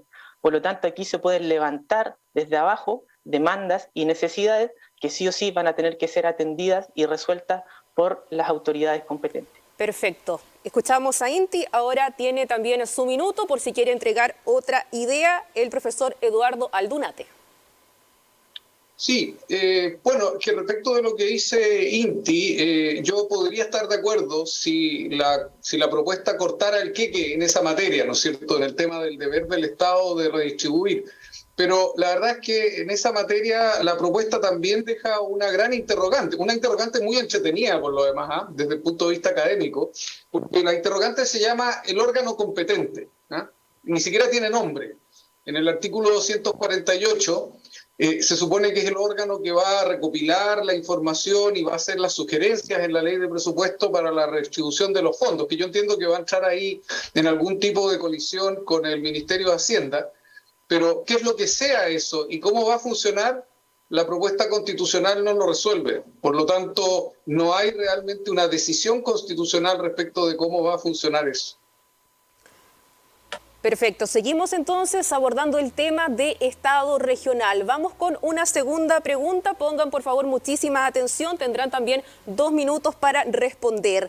Las medidas que entrega este texto, esta propuesta en materia de descentralización fiscal, ¿son suficientes para una gestión eficiente de las finanzas públicas a nivel local? Partimos nuevamente con Inti Fuica.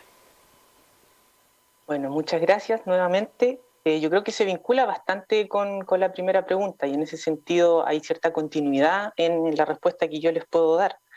Por lo menos yo, bueno, he leído la Constitución, por supuesto, atentamente Yo vengo desde la sociología, de la antropología, por lo tanto aquí trato de hacer una lectura holista y también social un poco de las posibles implicancias de esto.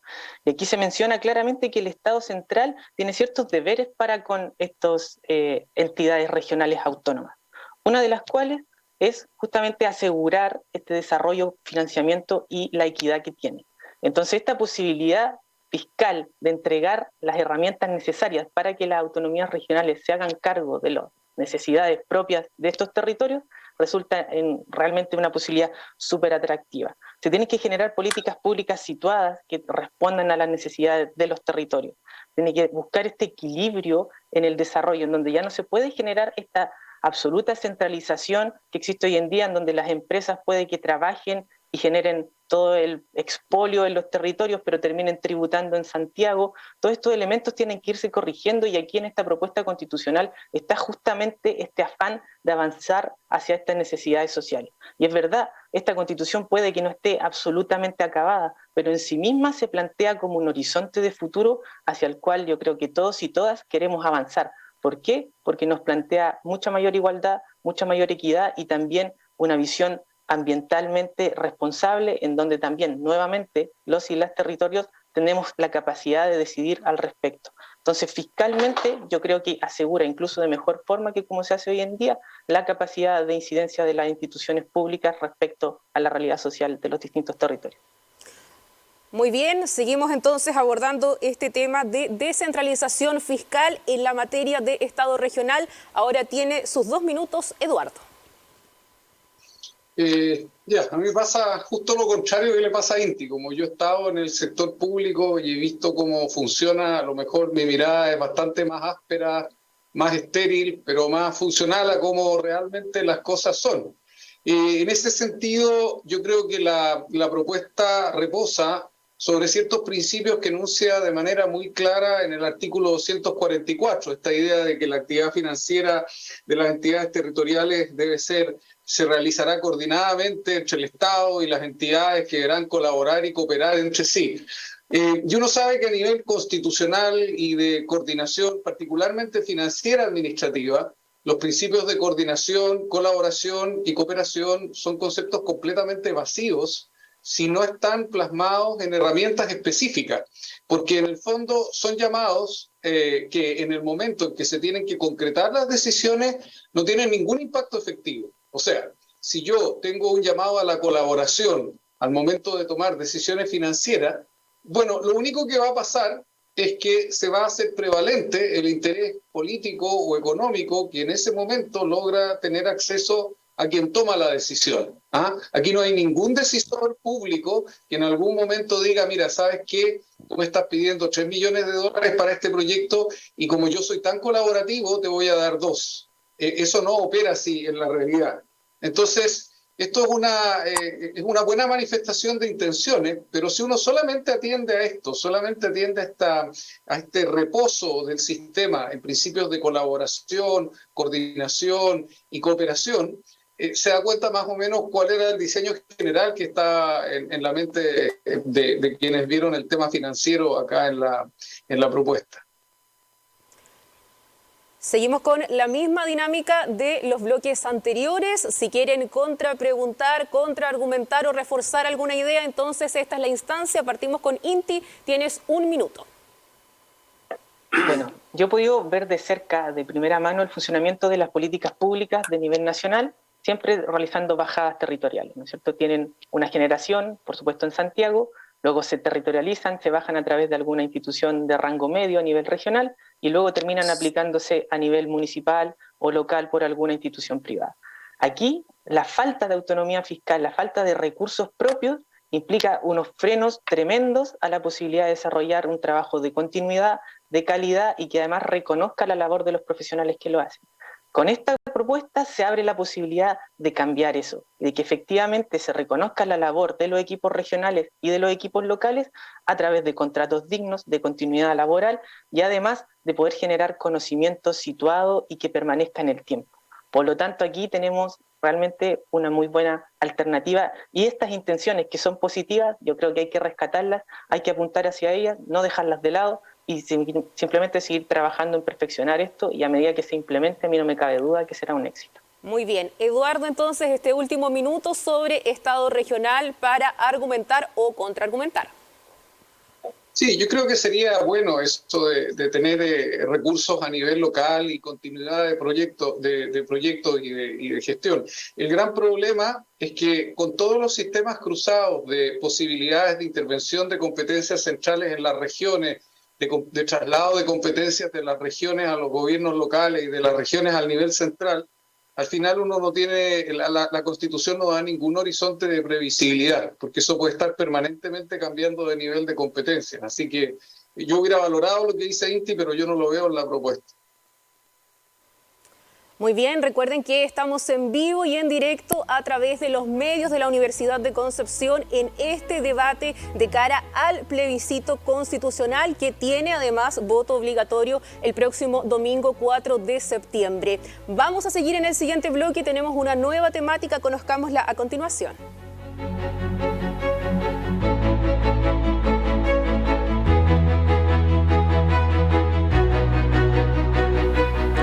Ya lo veían en pantalla, les contamos también a quienes están en el resto de los medios UDEC que a continuación conversaremos sobre sistema político y cuál ha sido la propuesta que ha definido la Convención Constitucional.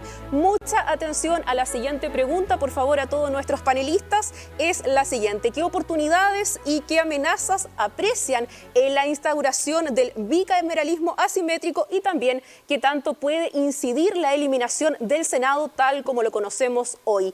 Nuevamente tienen 2 minutos para responder y partimos nuevamente esta ronda con Inti. Bueno, en primer lugar, claro, el Senado como lo conocemos hoy se elimina, pero también se transforma y hay un horizonte de continuidad súper grande en la Cámara de las Regiones. Personalmente me parece que la transformación hacia un bicameralismo asimétrico resulta también muy interesante, muy importante. El Senado durante los últimos tiempos, durante los últimos años, por lo menos en mi experiencia vital, fue muchas veces una piedra de tope para los cambios sociales que se demandaban, y no solamente se demandaban, sino que se necesitaban, y por lo tanto aquí, que solamente sea el Congreso de Diputadas y Diputados quienes tengan la potestad de despachar los proyectos de ley, encuentro yo que puede resultar en un avance en términos de tiempo de tramitación y también de facilitar los cambios que sean necesarios. Ahora bien, este bicameralismo asimétrico también es bastante atenuado, por llamarlo de alguna forma, porque la Cámara de las Regiones igual tiene una serie de potestades, justamente en las leyes regionales, que tienen que apuntar, entiendo yo, hacia esta misma descentralización de la que hablamos en la primera pregunta, tienen un rol súper importante. Y en las leyes que no sean de este carácter regional, también tienen la posibilidad de solicitar, participar y revisar, actuar muchas veces como jurado también.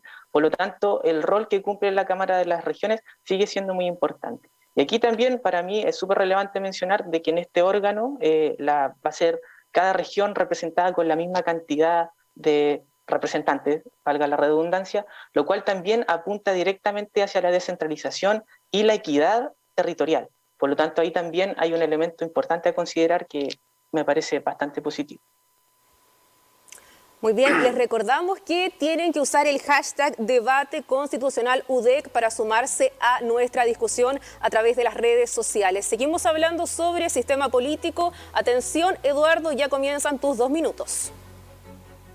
Sí, en relación a lo último que decía Inti, yo encontraba un poco irónico que en muchas cosas, no en muchas, pero en 2 o 3 cosas se está volviendo a la versión original de la Constitución del 80, ¿no? Eso de la igualdad de la cantidad de senadores por región.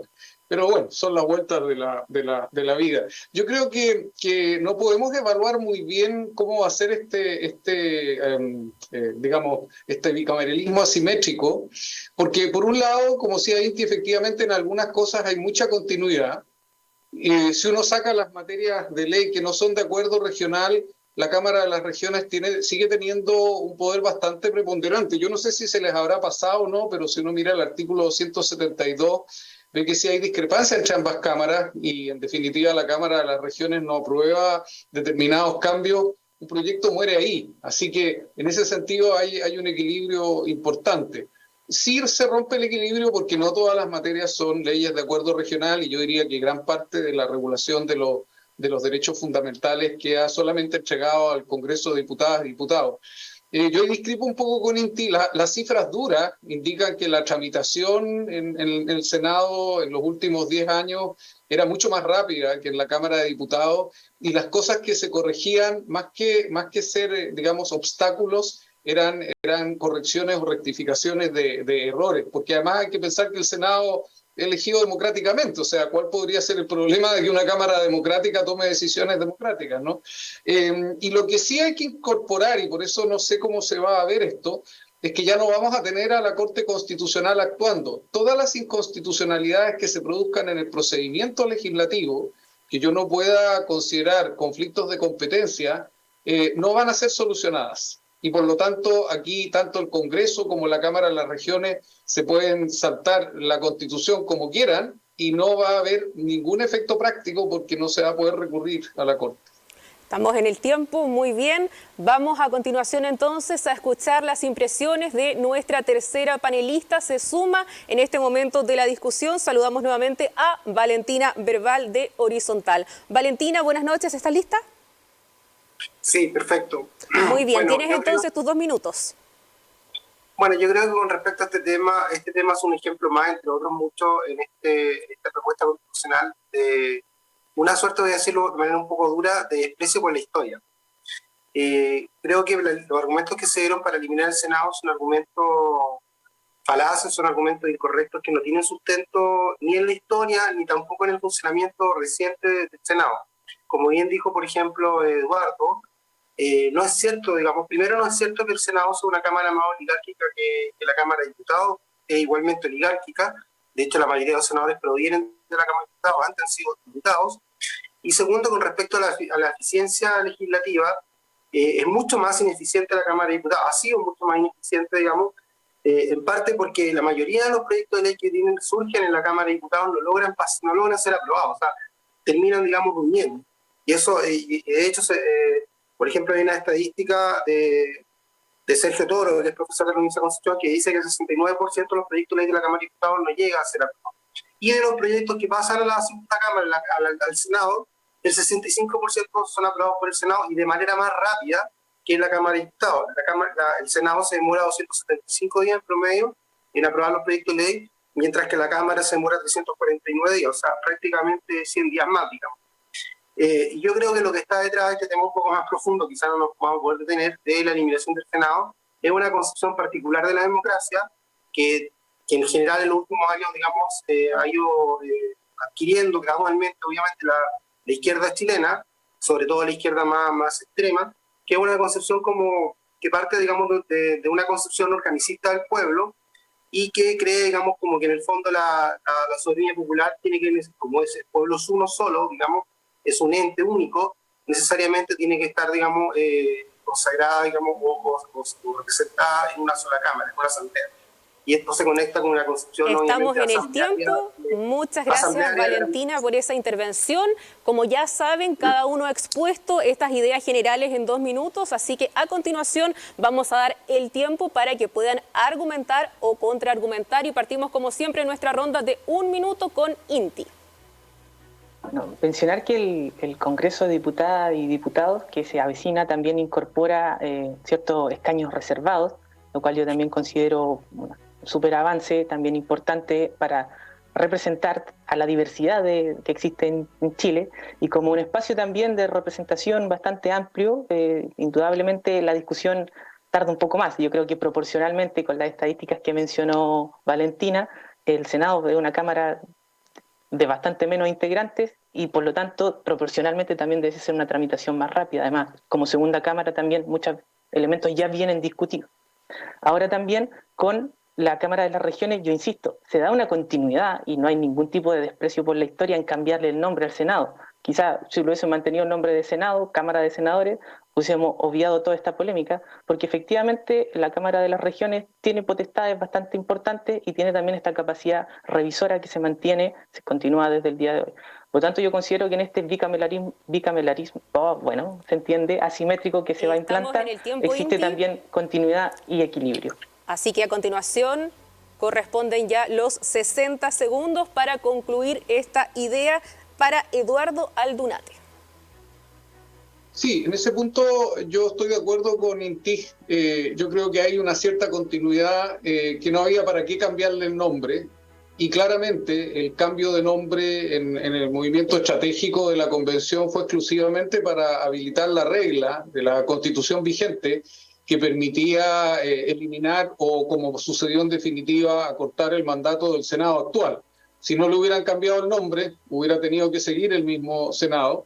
Y por lo tanto, toda esta vuelta larga, en el fondo discurría simplemente por poder eliminar o acortar el mandato del Senado actual. Yo creo que ahí radicó en el fondo la discusión. No fue un mero nominalismo, sino que tenía el efecto político práctico de eliminar el Senado, particularmente como había quedado configurado, ¿no es cierto?, o como está configurado ahora. Muy bien, Eduardo. Vamos entonces ahora con Valentina. Valentina, si quedó algún tema pendiente, tienes tus 60 segundos para compartirlo con nosotros. Sí, bueno, cuando yo hablo de desprecio por la historia con relación al tema del Senado, no me refiero a la tradición republicana que tenga el Senado, que eso también es importante. O sea, no es un mero tradicionalismo el que yo estoy defendiendo, sino como de hecho en la práctica ha funcionado el Senado a lo largo de la historia. Y no ha funcionado como se dijo que ha funcionado en quienes, digamos, quienes dijeron, digamos, quienes argumentaron en contra del Senado y a favor, digamos, de su eliminación. Otra cosa importante, agregando lo que dice Eduardo, es que también se le cambió el nombre o se eliminó el Senado directamente porque se sacó también esta segunda cámara del ciclo electoral de la Cámara de Diputados. O sea, las elecciones no van a ser al mismo tiempo que la Cámara de Diputados, sino que van a ser al mismo tiempo que las autoridades regionales. Un poco, digamos, entonces, y además no forma parte, en realidad, la práctica o sea, digamos, no forma parte de una misma institucionalidad legislativa, pese a que va a participar en el proceso legislativo. Y lo otro, con esto termino, es que también históricamente y a nivel más de la cultura constitucional, digamos, de Occidente, la idea del Senado, digamos, estamos en el tiempo, Valentina, muchas gracias. Vamos a continuación entonces, se nos ha acabado el tiempo, Valentina, tenemos que respetar las reglas del juego. Recuerden que en este segundo bloque hemos conversado sobre dos temáticas, Estado regional y también sistema político. A continuación, igual que en el espacio anterior, le vamos a dar a cada uno de nuestros panelistas 1 minuto para que nos entregue un mensaje de cierre. Es 1 minuto 60 segundos de libre disposición. Inti, te escuchamos. Bueno, yo creo que el 4 de septiembre tenemos la oportunidad histórica de avanzar, de apostar también por una constitución que refleja tanto nuestras necesidades del pasado que han quedado abiertas, heridas que nunca han sanado, que se plantee de forma constitucional la necesidad de la reparación, de respeto irrestricto a los derechos humanos, pero también una constitución de futuro que plantea los debates y las necesidades que tenemos que dar hacia adelante, partiendo por la paridad, partiendo por la representación y el derecho a una vida en paz, la representación de las disidencias sexuales, de las que se incorporen las personas con discapacidad y también, por supuesto, el elemento del cambio climático, la protección a la naturaleza y que el Estado se haga cargo de esa pequeña parte que quizás como país, como Chile, podemos hacernos cargo, es un avance necesario y que marca un precedente hacia donde, como humanidad, tenemos que avanzar y hacernos cargo. Muy bien, Inti, gracias por esas palabras. A continuación, el turno de Eduardo con este minuto final de cierre. Muchas gracias. Efectivamente, la propuesta trae algunas cosas interesantes, ciertos principios en los cuales uno puede estar muy de acuerdo. Tiene ciertos defectos profundos que algunas personas nos hacen mirarla con mucho escepticismo. No lo hemos mencionado, Piqui, pero forma parte del sistema político. Un diseño del Poder Judicial que yo considero realmente muy peligroso, una pérdida de autonomía del Tribunal Calificador de Elecciones, cosas que son en general malas para el sistema democrático, ¿no? Entonces, efectivamente, yo creo que hay que ir a votar, hay que leer, un poquito más que leer, hay que hacer un análisis global y tomar en cuenta que a veces las cosas buenas pueden justamente ser canceladas o neutralizadas por un mal diseño que las sostiene. Escuchábamos las palabras de cierre del bloque de Eduardo y a continuación vamos a otorgar también este último minuto para Valentina con sus conclusiones de este bloque. Bueno, también comparto con Eduardo que este borrador, esta propuesta tiene algunos elementos positivos, tiene buenas intenciones. por de pronto, digamos, el reconocimiento de las diversidades sexuales. También yo estoy de acuerdo con la consagración del Estado social y democrático de derecho, porque es un concepto amplio, no necesariamente se reduce a, por ejemplo, la exclusión de la sociedad civil, como generalmente algunos sectores lo entienden, pero tiene varios problemas que son bien estructurales, como por ejemplo el sistema político, los sistemas de justicia, la plurinacionalidad, etcétera. No me puedo detener en ellos, pero un tema de fondo lamentable, que es lamentable pero que es real, es que una constitución, para ser legítima de origen, no basta solo que se elabore a través de un procedimiento democrático formal, sino que necesita, digamos, tener una aprobación mayoritaria, no de 50+1, sino mayoritaria, estamos hablando 70-80% de los votos en un plebiscito. Si no se reúne esa mayoría, y si además no reúne el apoyo en la práctica política de la mayoría de las fuerzas políticas, de 2/3 de las fuerzas políticas reales, no las que estuvieron representadas en la convención. Muchas gracias, Valentina. Se nos acabó el tiempo, solamente un minuto. Como siempre, respetamos las reglas del juego. De esta manera estamos terminando entonces este nuevo bloque del debate de medios UDEC. Vamos a agradecer nuevamente a los panelistas que nos han acompañado en esta noche. Inti Fuica, profesor de Sociología y Antropología de la Universidad de Concepción. Inti, muchas gracias por estar junto a nosotros. Gracias a ustedes. Muy buenas noches. Que tengas una muy buena noche. Despedimos también a Eduardo Aldunate, profesor de Derecho de la Pontificia Universidad Católica de Valparaíso. Buenas noches, Eduardo. Buenas noches. Y finalmente agradecemos también su participación esta noche a Valentina Verbal de Horizontal. Gracias, Valentina. Sí. Gracias. Llegamos al final de este debate a través de los medios UDEC. Queremos agradecerles, por supuesto, porque nos hayan acompañado durante todo este programa. Agradecerle también a la vicerrectora de Relaciones Institucionales y Vinculación con el Medio de la Universidad de Concepción, Jimena Goché, quien se quedó para acompañarnos en todo este debate. Además, reiterar todo el equipo de organización de la Vicerrectoría de Vinculación de Relaciones Institucionales y Vinculación con el Medio, Programa Foro Constituyente UDEC, la Dirección de Comunicaciones y además Alumni UDEC de poder organizar este debate. En el marco de la Semana Puerto Ideas, ¿cierto? Que vamos a estar transmitiendo también este fin de semana. Así es, Galo. Y quienes quieran revivir este debate o compartirlo, recuerden que va a estar disponible en el canal de YouTube de TVU, también en radioudec.cl, en diarioconcepcion.cl y en ladiscusión.cl, porque es muy necesario seguir conversando del proceso constituyente. Un honor compartir con ustedes, compañeras, agradecerles a todo el equipo de TVU, de Radio UDEC, de Diario Concepción, de La Discusión, de la Universidad de Concepción en general por habernos acompañado. Muchísimas gracias y nos reencontramos muy pronto siempre en los medios UDEC.